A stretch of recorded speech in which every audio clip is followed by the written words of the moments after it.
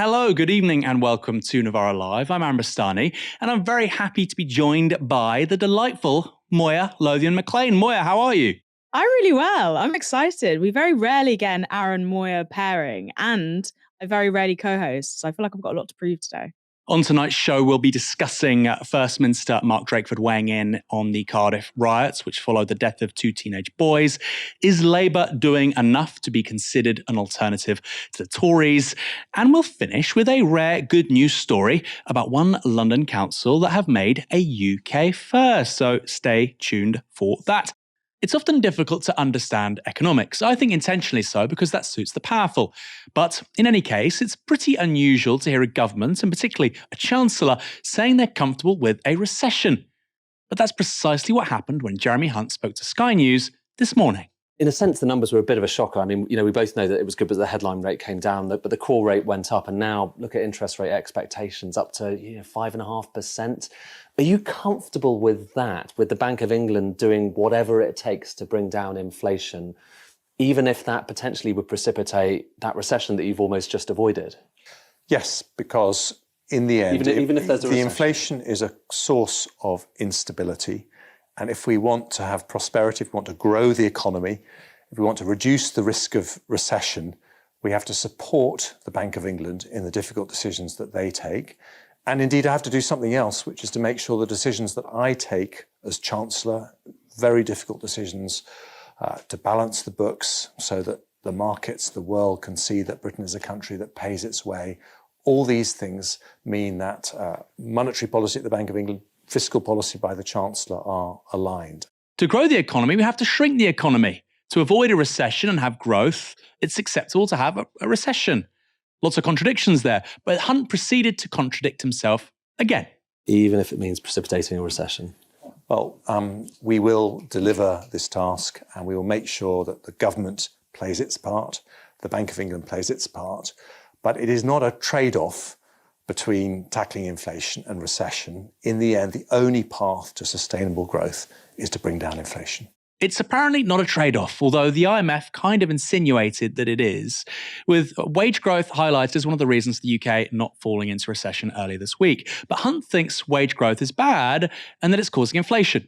And he described pay rises above the rate of inflation as, quote, a terrible mistake as far back as a month ago. These are what workers need in order to not get poorer, i.e., wage increases above inflation. Later on, Sky News spoke to Conservative peer Norman Lamont, Britain's Chancellor between 1990 and 1993. He had this to say. I warned some time ago that I thought interest rates were too low. I think many people with hindsight would say that that was right, and that the Bank of England were rather slow in putting up interest rates. They overreacted to COVID, cut interest rates too much, had quantitative easing, that is the injection of money into the economy on far too large a scale for too long. And all that has meant that we've got this degree of domestically generated inflation, which we have to hold. This is in the interests of everybody. It's taking a longer term view. Of course, it's very awkward politically for the government, but I think Jeremy Hunt should be applauded, not criticised, applauded for taking a view that is in the national interest in the longer term.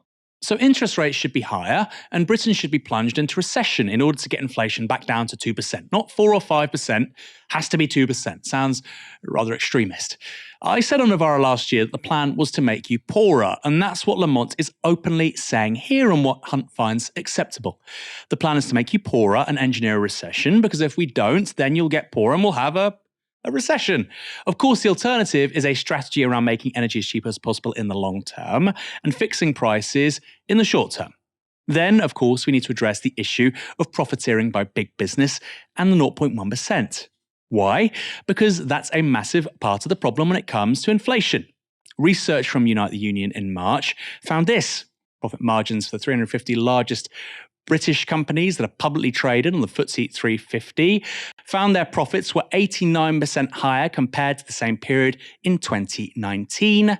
That study found that the profits of the big 8 shipping firms had increased by, wait for it, over 20,000%. Meanwhile, oil refineries, in terms of profits per barrel, had seen profits rise, and poultry 366%.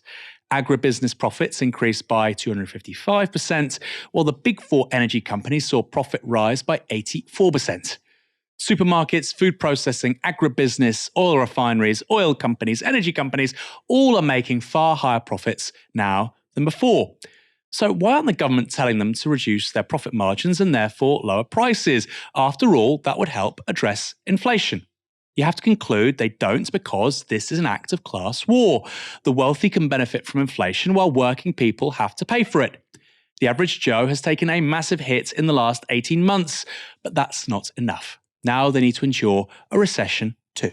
All this is happening while the managing director of Harrods openly tells the Financial Times that the company is performing well and that the rich get richer in a recession. Meanwhile, Europe's largest company is luxury conglomerate LVMH. They make Louis Vuitton handbags and sell Moya and Hennessy brandy. Talk about a sign of the times.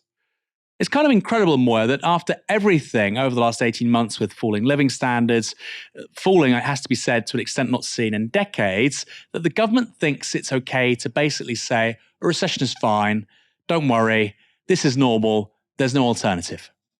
I think we need to think longer than the last 18 months. We need to think for the entire 13 years the Tories have been in power. You know, Hunt was returning to this dog-eared hymn sheet where he's pinning the blame of inflation on people's spending power. But unless you're super rich, as you pointed out, Aaron, we're all getting poorer. Wages have dropped. We don't have anything to save, you know, but the goods inflation is still sky high despite overall inflation going down. And he's arguing that, you know, increasing interest rates will tackle that, but it won't tackle the group companies, as you said. And it still really baffles me that there is any trust left in the Tories' approach to economics, or how wholesale they have managed to convince people, or, you know, institutions like the mainstream media, that their approach will work this time, like we promise. Because since 2007, Britain has had more than a decade of lost growth. If you look at the average British household, it's more than £8,000 poorer than counterparts in, say, France or Germany. And the Tories have presided over most of that period. And the two key things that have stagnated, which reporting by the Resolution Foundation found, are incomes and productivity. And it's productivity that research suggests will be absolutely key to ensuring these long-term better living standards that we keep talking about. Higher wages are good, yes, but unless we have productivity, then the wholesale landscape is not going to get better. But the Tories have not provided any answers for this. All they think about is simultaneously increasing inequality and ensuring that real-term wage cuts remain entrenched in society. And it exposes how nakedly ideological their approach to the public's economic welfare is. Because if they actually were the caretakers of the economy, if they actually did care about the long-term economic future of Britain, they would be investing in increasing Britain's productivity, but they're not. Instead, you've got the Chancellor going on TV saying, maybe a recession's fine. Maybe a recession's fine. That's basically what he said. I think he actually, his exact words were yes when he was asked if it's acceptable. You know, we had this discussion prior to the show, you know, how do you want to present this? We don't want to put false words into Jeremy Hunt's mouth, but he said it's acceptable. This is the thing with Jeremy Hunt. He's, presentation-wise, he seems so sort of just calm and relaxed, but saying you're fine with a recession is actually quite a radical proposition. There's also a separate point I want to make, which is this. Even if inflation falls, it still means things will be expensive. Even if inflation does fall as a result of a recession, the high prices we presently have would remain in place. Low inflation doesn't mean falling prices. That's deflation. And regarding high prices being here to stay, just listen to the Energy and Climate Intelligence Unit. They're a government advisory body. Their boss said this ahead of the energy regulator Ofgem reducing the energy price cap yesterday. While the falling price cap is a relief for households, this gas crisis will linger, with wholesale price forecasts suggesting that the average household energy bill might not get below £1,700 a year for the rest of this decade. That's around £600, about 50%, above where it was before the gas crisis, i.e. February 2021. 22 rather. If we don't get on with insulating homes, installing heat pumps and building more renewables, gas demand will remain high, and that means bills will too. I'll repeat that. Energy prices will remain 50% higher than they were in 2019 until 2030. The post-Russia invasion of Ukraine context will be the norm. The Telegraph reported this Ofgem has also warned that energy bills are not expected to return to pre-crisis levels in the near future.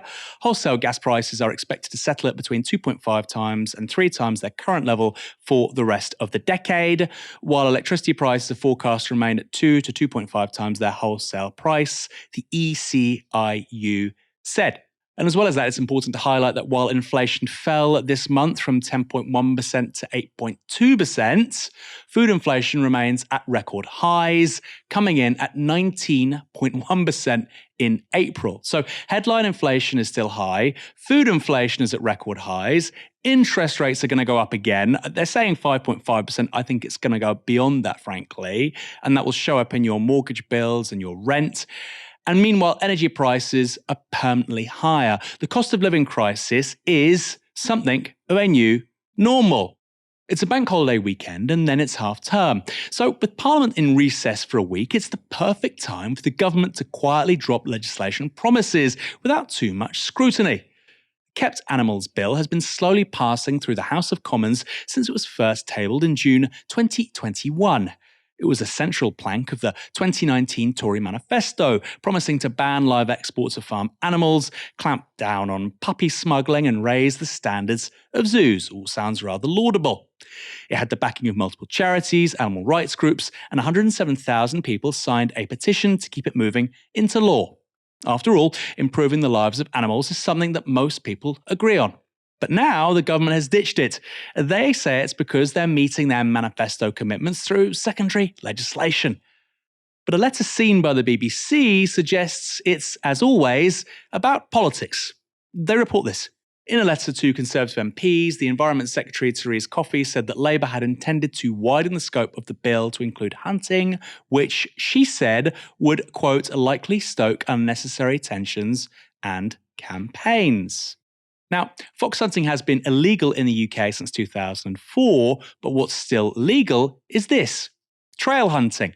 It's where a dog and rider follow an artificial scent. That sounds harmless, but it's often used as a cover for the actual killing of foxes.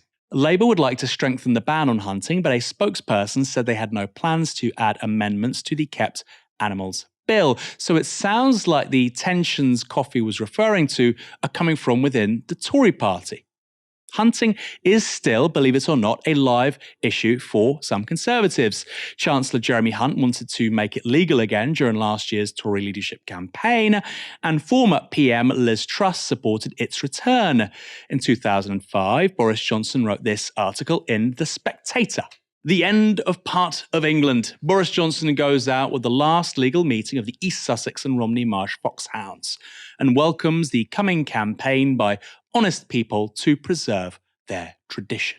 In it, Johnson said he, quote, loved hunting with hounds and described his relationship with the horse as, quote, semi-sexual. With Boris Johnson, I wouldn't put much past him, even David Cameron-style antics with other species. But he dropped a pledge to let MPs vote on overturning the ban from the 2019 Tory manifesto, to absolute fury from some in his party. Claire Bass is Senior Director at the Humane Society. She posted this statement on social media. The government's decision to abandon the Kept Animals Bill is an astonishing betrayal of both animals and public trust.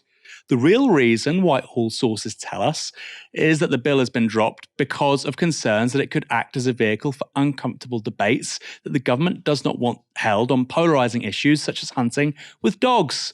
Vital protections for dogs, calves, sheep, primates and other animals have been sacrificed today at the government's altar of self-serving political convenience. How many times have we heard those words about the Conservatives? The Tories have also been criticised by members of their own party for the move. The Conservative Animal Welfare Foundation includes amongst its patrons Zach Goldsmith, Michael Gove and Carrie Johnson.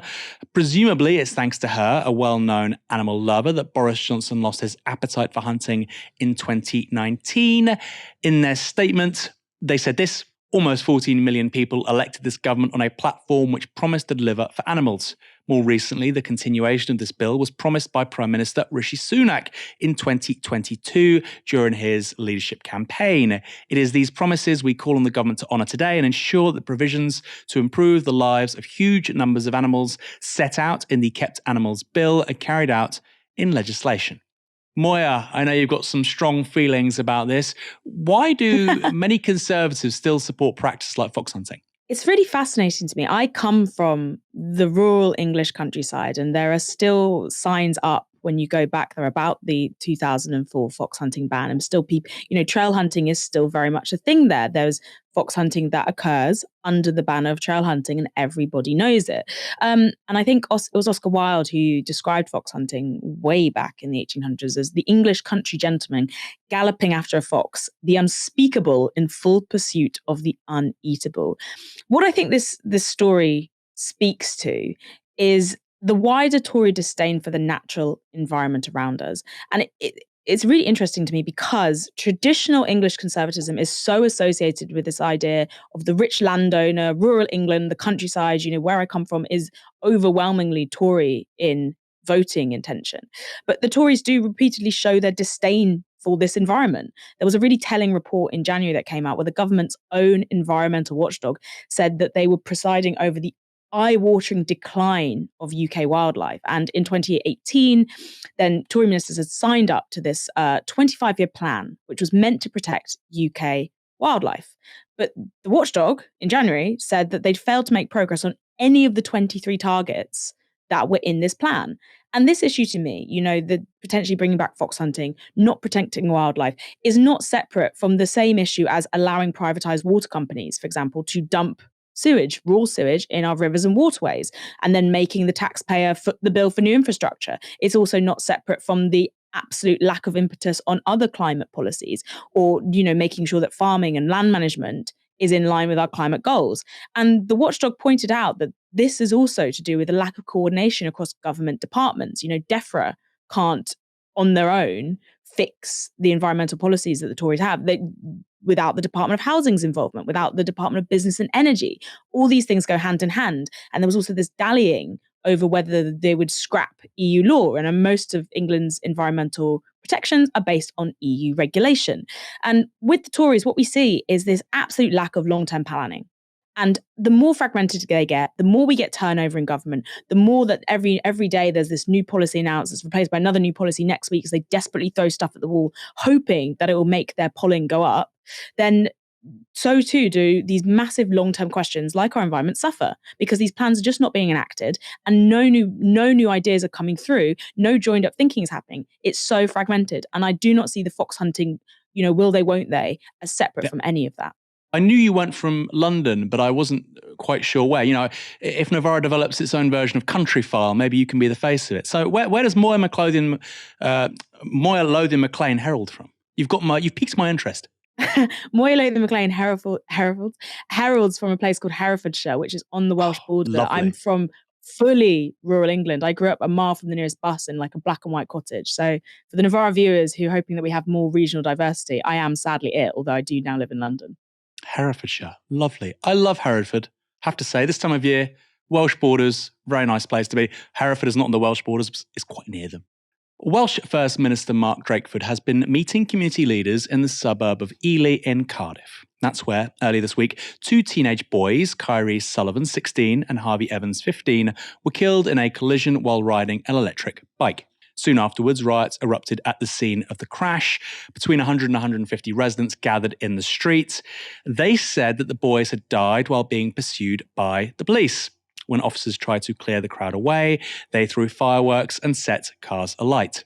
In the immediate aftermath of the unrest, South Wales Police and Crime Commissioner Alan Michael dismissed the community's claims about the police as false rumours. But multiple instances of CCTV footage later showed that, despite their denials, the police had at least followed the boys at speed. On Wednesday, South Wales Police gave a press conference where they finally admitted a police van had been involved, but they still refused to apologise. The case is now being investigated by the Independent Office for Police Conduct, but it's against that background of enormous distrust, sadness and tension that Drakeford came to Ely. And he had some strong words for the UK government. Drawing a connection between this week's disruption and 1991's so-called Ely-bred riots, Drakeford told The Guardian this. I know it just takes years to recover from these sorts of events. Fundamentally, it seems to me the difficulties of 1991 happened 13 years into a Conservative government. And here we are, by chance, as much as anything else, 13 years into a Conservative government again. What is common between them is that it's 13 years of the erosion, the systematic erosion of the things that sustain community life. You phrase social fabric at your peril, and we see what happened on Monday. Many people in Ely will rely on social security benefits for their weekly income. They have been systematically eroded over the last 13 years. People have less and less to live on, and they see their bills going up every day. The struggle is not theoretical for those people. It's something that matters and bites into their lives every single day of the week. And the public services that are there to try to help them through all of that have had 13 years of budgets reducing every single year as well. So I don't think you can understand what happened in Ely without understanding that sort of fundamental background cause, very human response. Asked whether the Welsh government had failed the community, Drakeford said this: I think all layers of government and all aspects of government are right to look at themselves in the mirror and ask exactly that question. So we will certainly be doing that as a Welsh government. It wasn't only politicians that Drakeford held responsible. He added this: there are people whose own behaviours were absolutely indefensible. They must be held accountable for it, and there may have been some service failures on the night. We will learn about that when the independent investigation is concluded. Pretty clear there, to me at least, that service failures means the police. Speaking of his own personal distress about the events, Drakeford also said this: first of all and foremost, of course, for those young men who lost their lives and for their families and their friends, it's hard to imagine what they will be experiencing. But also, I feel desperately sad for the wider community of Ely, which is full of absolutely decent, hardworking people who ask nothing more than to go about their own lives peacefully. And for them, the reputational damage that is done to the area by these sorts of events is just a huge weight on their shoulders. It's interesting, isn't it, Moya, that the most vocal critics of the government on a host of issues, but particularly the police, seems to come from what you might call counter-elites. So you see it a little bit with the SNP. You see it obviously here with Mark Drakeford. You saw it a little bit with Sadiq Khan. Now, that's not to say they hold radical lines on policing, but it seems to me that dissenting voices to Westminster come from outside Westminster: Scotland, Wales, London, Manchester. Is there anything to that? When we say the most vocal, let's think what we mean about. But yes, there is obviously a trend of counter-elites who recognise that centralised Westminster policy is not fit for purpose. And I don't think we can ignore that these are also people from opposing political parties.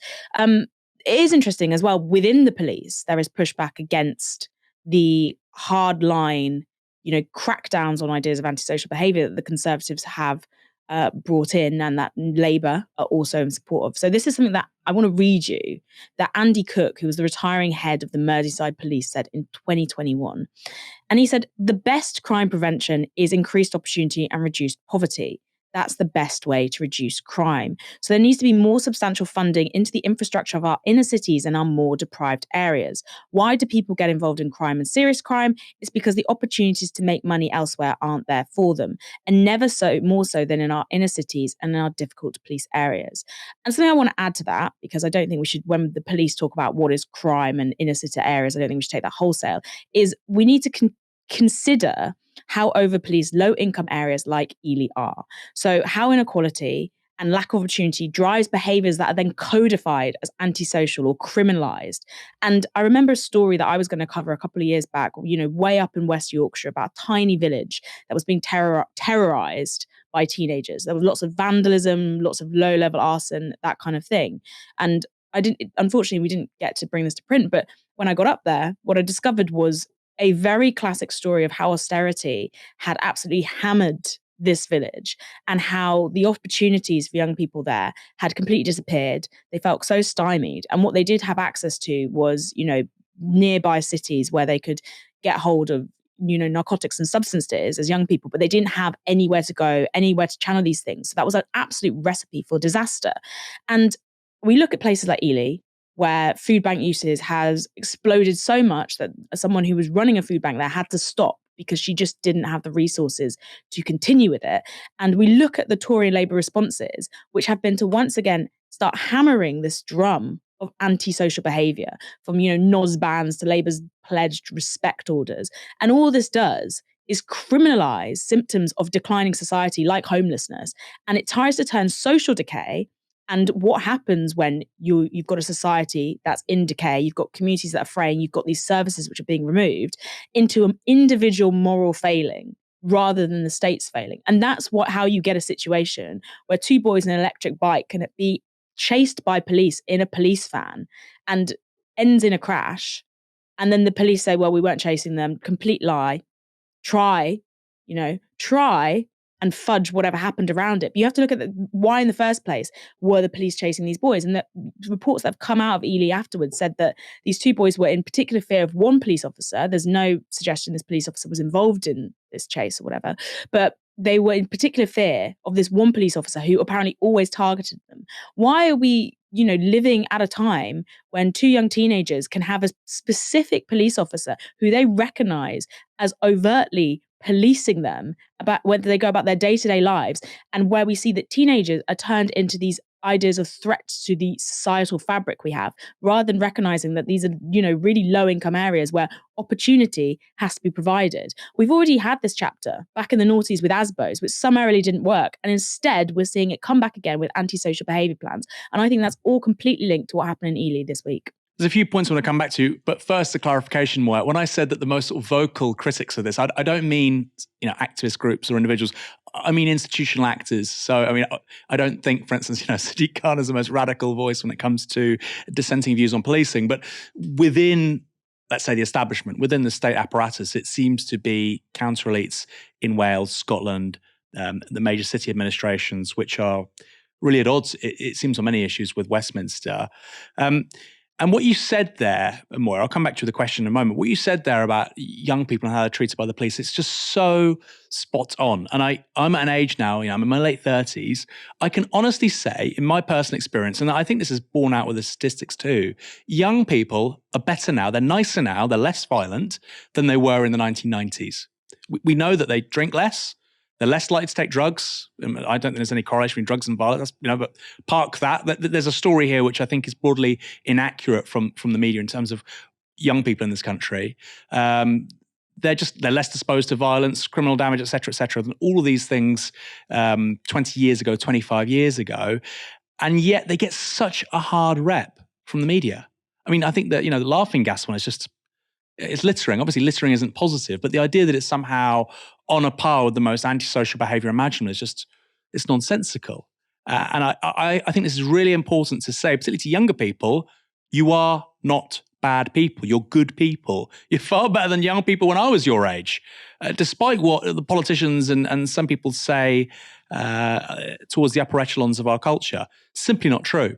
And I really feel for them because they've had such a bum deal on economics, public services, then COVID, housing, and they still are the target of such nonsense from people with far more resources and far more power. Moya, you made a really interesting point. I want to come back on this, which is you said that the people criticising, in this instance, policing in South Wales are from parties who aren't in government. So is it less likely then that people like Mark Drakeford or Sadiq Khan, do you think they'll be less likely to criticise the police if we have a Labour government at Westminster, say, after 2024?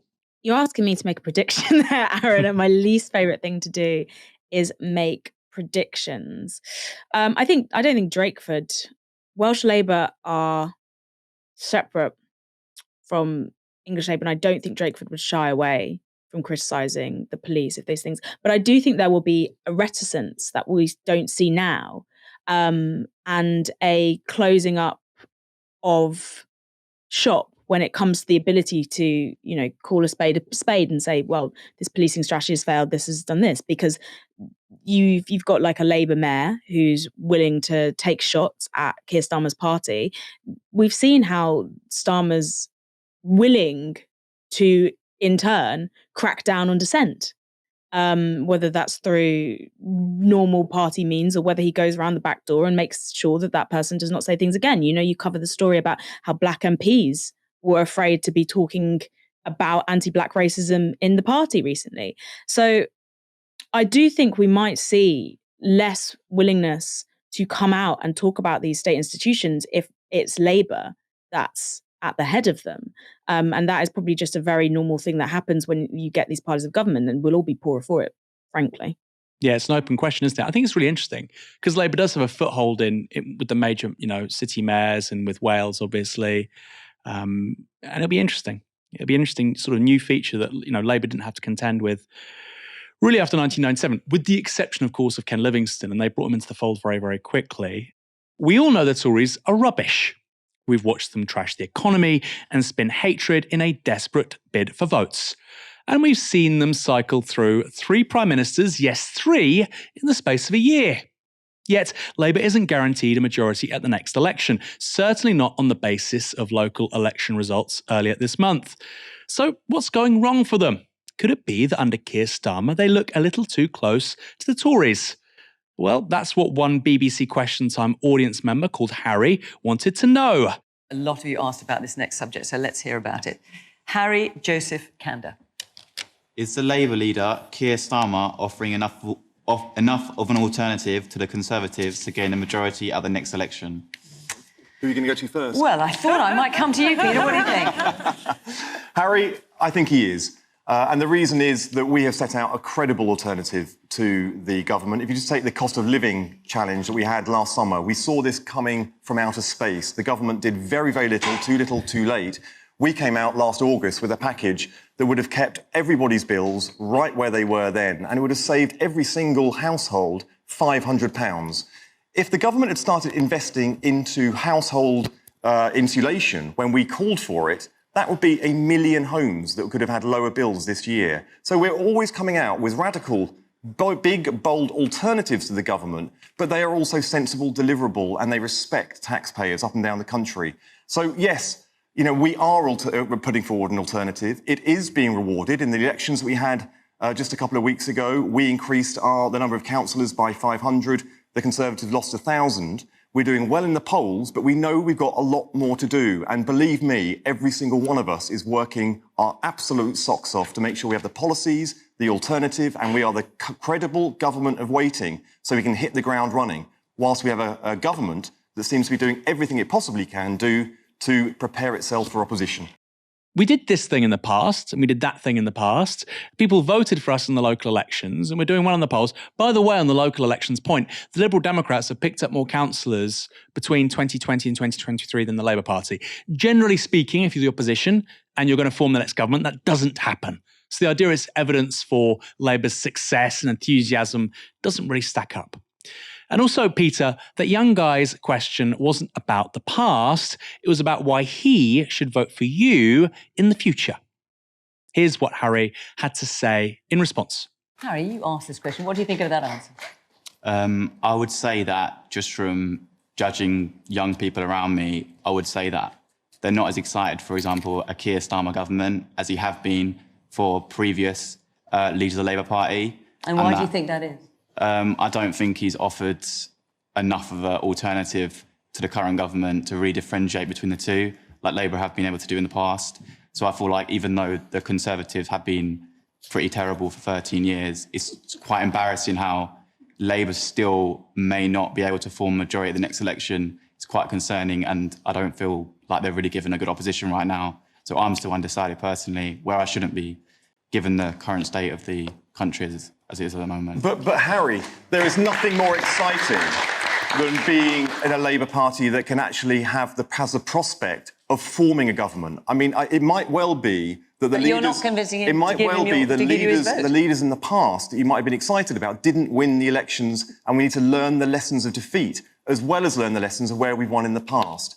Keir Starmer has learnt those lessons of those defeats. He's put them into action now. So be unexciting and not clear, and then you might win. I'm listening very carefully to Harry and others. If we still have people we have to convince or excite about the prospect of a Labour government, we're setting about trying to do so, and I'm doing so with humility. But I think the fact that we want to repurpose the economy, we want to reinvest in skills, education, we want to make sure that we're going to have the biggest house building programme that we've seen for several generations so that people like you can aspire to be house owners again in a decent job in a country that's respected around the world, rebuilding the opportunities that have been wrecked by this government. These are things that are really exciting. Keir Starmer holds that promise. He can do it. Okay. But he can do the thing that very few Labour leaders have done before. And that's beat the Tories, win an election, and get cracking delivering fairness again. Was that a party political? Let's bring in the rest of the panel.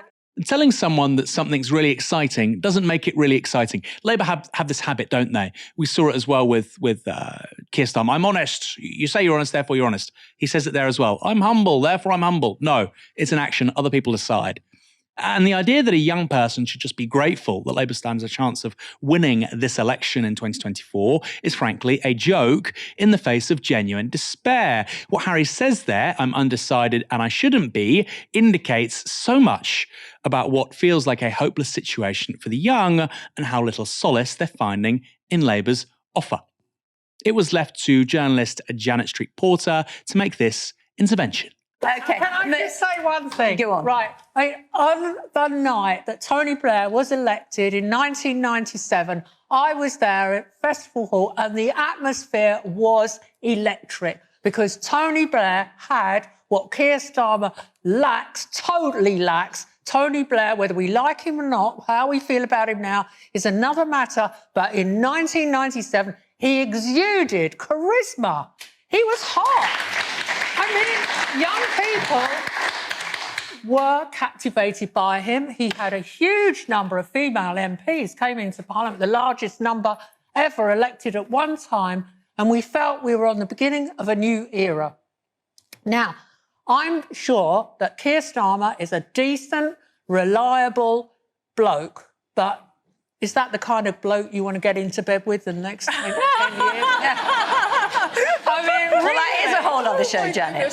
No, but being serious, seriously, I think I think Keir Starmer comes across as a decent person, but I still don't understand his policies. So you think hang on. Peter, you've got to let the rest of the panel in. Don't you think our country deserves a decent I know you want to answer every single bit, but I'm going to let the rest of the panel speak too. I know you want to flog your party to death tonight, but you've got to connect with the guy that asked the question, and you haven't, because young people, sadly, at the moment, feel that British politics isn't for them. And there's a huge gap. I go back to 1997, where there was some hope that young people felt that when they voted, it would change their lives. And we've seen now there's a huge gap in the reality and the myth that you lot put out. The thing is that Starmer does not offer a credible alternative to even being, a charismatic leader. He hasn't got that.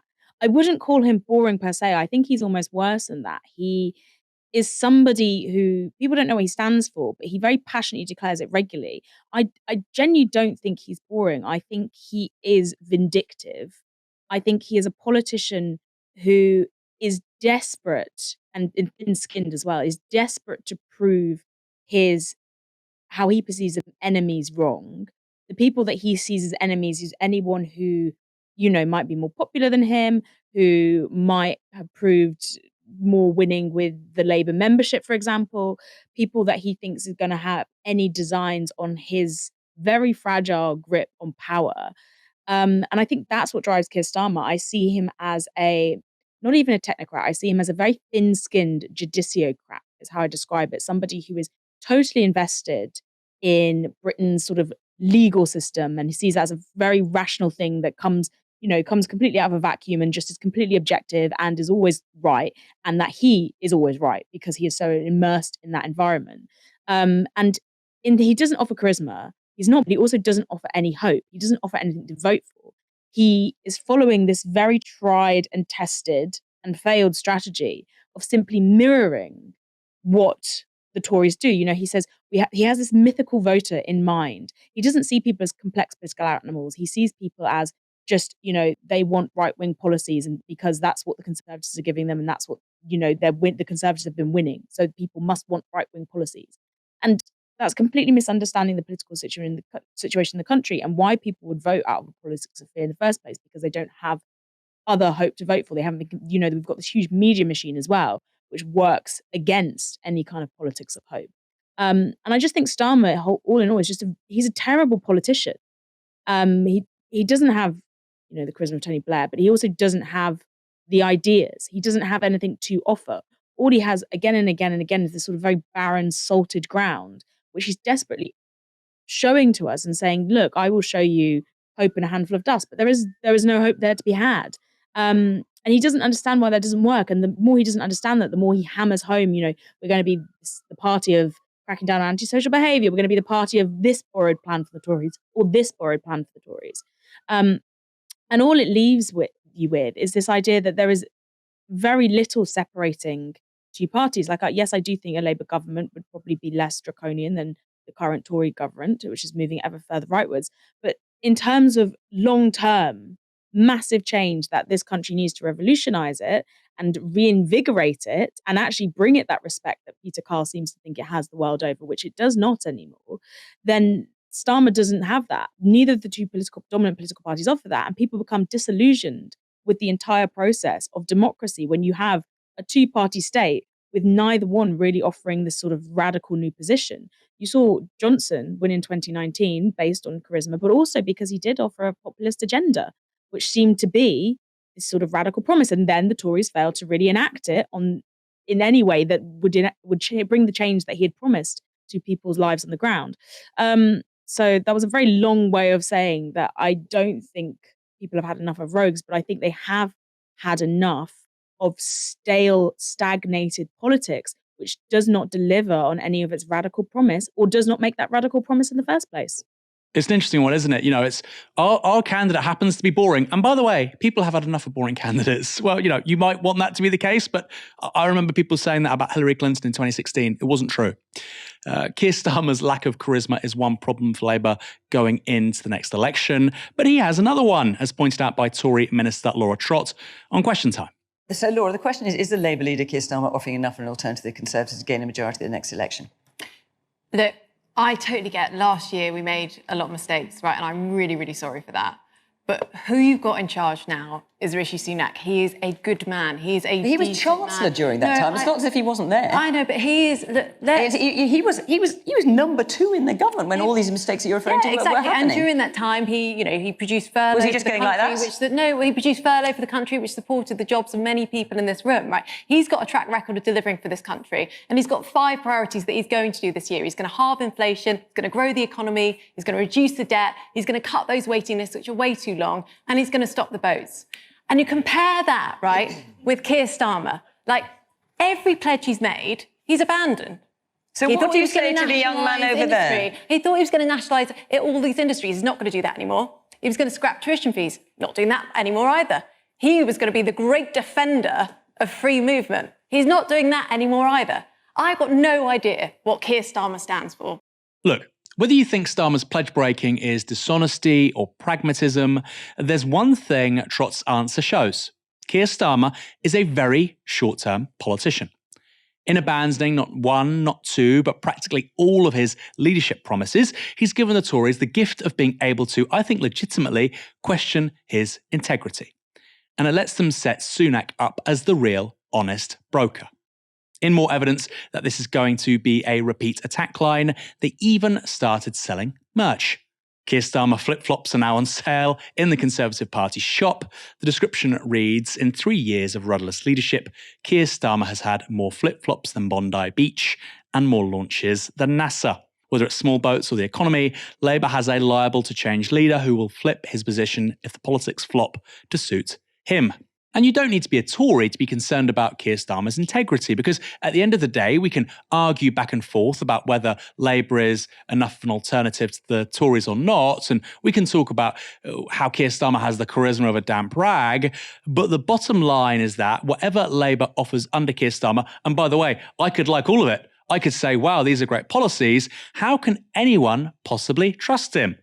He lied repeatedly to become Labour leader, so how can anyone take seriously a single promise he makes now?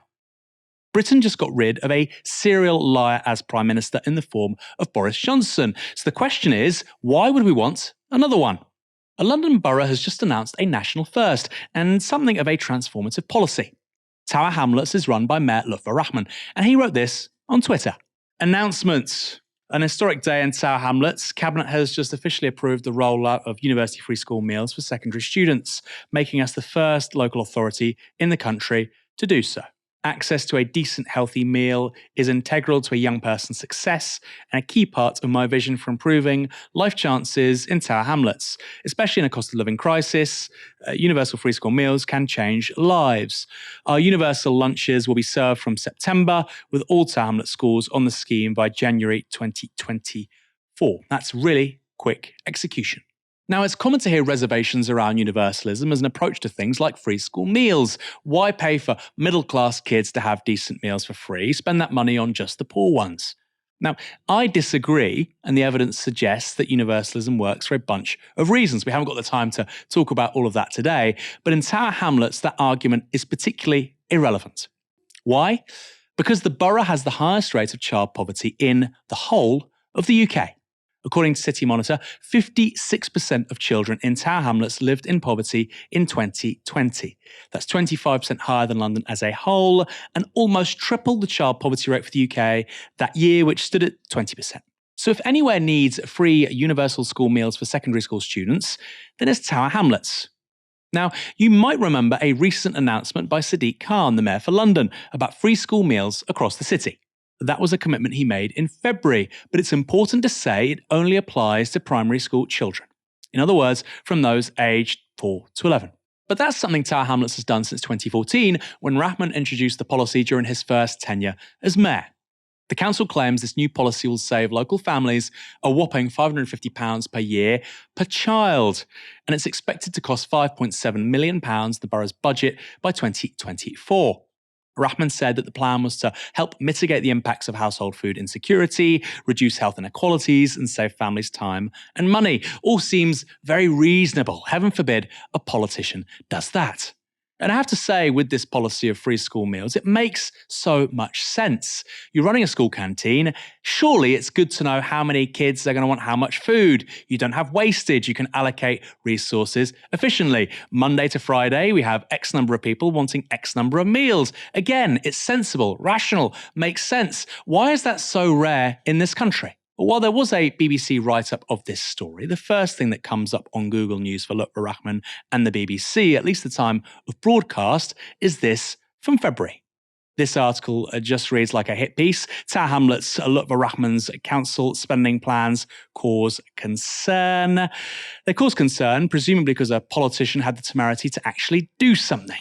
The controversial mayor of Tower Hamlets, Lutfur Rahman, has unveiled spending plans that would use millions of pounds of council savings to achieve his manifesto promises. Mr. Rahman returned to lead the council last year, 7 years after he was removed by an election court for corrupt and illegal practices. So the story is that there's a worry that an elected politician might do the things he campaigned on. Okay. It then makes clear this article is based on a random guy's tweet. Councillors were made aware last week that the East London Authority's Chief Executive Will Tuckley was to leave by mutual consent. The Chief Executive of the Chartered Institute for Public Finance, CIPFA, Rob Whiteman, responded to news of Mr. Tuckley's departure by tweeting, "Will Tuckley deserves the sector's thanks. Let's not have one of those moments when people recognise too late that there are problems. CIPFA has concerns Tower Hamlets is going wrong again and will need intervention." I should add that the mayor's team told the BBC that the chief executive's departure was amicable and CIPFA's comments are, quote, completely unfounded. But the story here is this. Elected person does what they said they would. Unelected person on megabucks leaves. Other unelected guy says maybe the elected guy should be replaced by more unelected people because he's doing the things he promised when he tried to be elected. Those things include, it turns out, free school meals for secondary school students. This story is such a great microcosm, isn't it, Moya? Because it seems to me the default for lots of people throughout the elites is to basically no longer believe in democracy. If you don't like someone, then they shouldn't be in charge. I think a lot of the establishment are very opposed to democracy when it works against their interests. You know, you looked at that statement from Rob Whiteman, who talked about SIPFA, who's from SIPFA, which is, you know, the accounting firm that looks after local authorities, and how he's saying, oh, we're worried that Tower Hamlets is going wrong again. How is it going wrong again? It's perfectly within its rights to allocate part of its council budget to this massive cost-saving scheme. And, you know, you've now got these families that will have free school meals thanks to the Sadiq Khan policy and this new policy all the way up until year 11. That is huge. That is going to save households hundreds, if not thousands of pounds a year, because free school meals are currently only available to households where the income is under £7,400, which is ridiculous. That's in London alone. I think it's something like 800, might not be London. Across the UK, there's only 800,000 children who live in poverty and miss out on free school meals because of that really, really low cap, despite the fact their families desperately need a relief scheme like that. And if let's go back to that story at the beginning, actually, where we talked about, the impact of the cost of living on these earners, on these households, particularly middle income earners who don't have support packages. And we talked about, universalism. If you look at the way the cost of living is impacting inner city London, which matters because what happens to our cities eventually spreads to all our other ones. You've got a huge shortage at the moment of children in inner city London. Why? Because the cost of living is biting middle earners and families so hard that they cannot afford to live there, which is leading to school closures, which is leading to the people that work in schools leaving. You've got a mass exodus of public sector employees. Hackney, there's a really good piece by Aditya Chakraborty in The Guardian where he looks at these school closures and what it says about the way that this cost of living crisis and the preceding years of austerity are reshaping what our cities look like and why that's important. And he says that Hackney has 589 fewer kids in reception classes today than it did in 2014, which is a shortfall equivalent to 20 vacant classrooms. And there's a really good quote about children being this thing called an indicator species, which is as long as a city or a town has a good and large mix of kids, it will be fine. But the signs from London's indicator species are poor. And the changes that happen to London are also changes that happen to places like Manchester, Liverpool. We see it more and more. It costs so much to live in cities, and for families and the people who support all the social services, such as, key workers, nurses, doctors, etc., they simply cannot afford to live there anymore. So our inner cities are being robbed, which means that our outer cities soon get robbed. And so you have this amazing scheme, which immediately relieves a huge amount of pressure on these families. And the nerve of this chartered accounting firm executive to come over and say, we're worried about the way the council direction is going. And if I checked earlier, but I remember it didn't say anything about Croydon, the Labour-run council, when it was absolutely bankrupting until well after the fact. There were no concerns raised there. When it was Labour-run council was absolutely bankrupting this borough through investment in property, etc., much more unwise decisions. Nothing was said by SIPFA until after the fact, when a lot of, hindsight blogs were written. But now we have this policy, which is actively, clearly going to improve lives in the very short term and long term. And they have the nerve to criticize it as financially irresponsible. It really shows you where the interests lie. That's such a good point about Croydon, Moya. I mean, look, Varachman, I know he raised his passions. I mean, I interviewed the guy last year. I think he's a very affable, intelligent, calm man. I think he's been grotesquely misrepresented in the media. If you want to watch that, of course, just search our YouTube channel. He had the temerity of being a brown man, I think, this is my view, who managed to win on the basis of huge, overwhelming support from a minority community in London and to actually do something for working people. He had the temerity to do that. And by doing that, he put a target on his back. You know what? He came back and he's doing some pretty good stuff in office. You don't have to support everything he does, like LTNs, but this is fantastic. UK first, and I think a really commendable piece of legislation. Moya, thank you so much for joining me this evening. I hope you enjoy a wonderful weekend. Thank you. You too. It's been really fun. Maybe I should stretch my co-hosting muscles more often. I think you're a really good co-host, actually. I think we might knock Michael on the head. And thanks everyone for tuning in. Come back on Monday at 6 p.m. for another live stream. You've been watching Novara Media. Good night.